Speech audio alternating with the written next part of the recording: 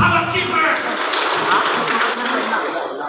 O kani mga kaigsunan, at kinaihan sa iglesia, kay pinagisaw sa ka-espiritu kitang tanan, mga Hudyo o mga Krisyanhon, mga ulipon o mga taong gawas, na bautismo nagtusaw sa kalawas. Ingon nila, ang Sabado para lang sa mga Hudyo, para lang sa mga Israelitas.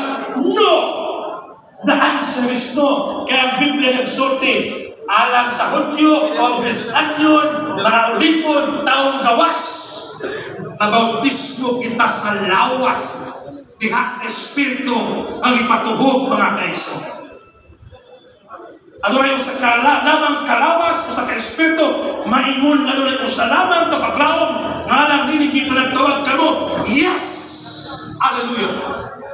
Jesus Christ is a Sabbath keeper. Kung musunod ka sa Ginoo mga kaigsunan, follow Jesus because He is a Sabbath keeper. Nabautismo ka sa usa ka Espiritu o sa lamang kapagtuo tungod kay Kristo ang atong gisunod mga kaigsunan.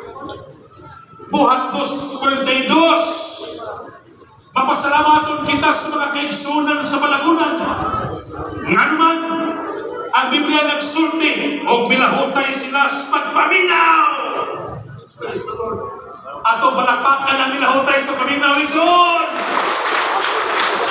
Kung nagkalahutay ta sa pagpaminaw, mga kaigalaan ko, mag-aabot na sa langit. Nga naman, gikan sa mga apostoles o minahutay sila sa pagmanging ambitay o mantinimos, pagpigasikas, sa tinapay o sa mga pag-ampo.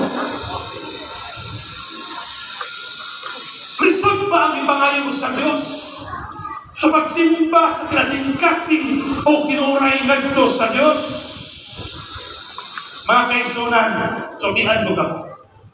Ang Biblia nagsorti, apan ang takna taliabot o karon mauna na ang tinuod na mga nagsisimba, magasimba samahan diha sa Espiritu o kamatuoran. Ang ito karon na hibaluan, kamatuoran natin.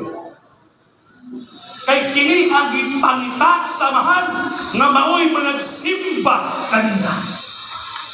Ipangita sa Dios kadtong mga nakasabot, kadtong nawalihan sa kamatuoran.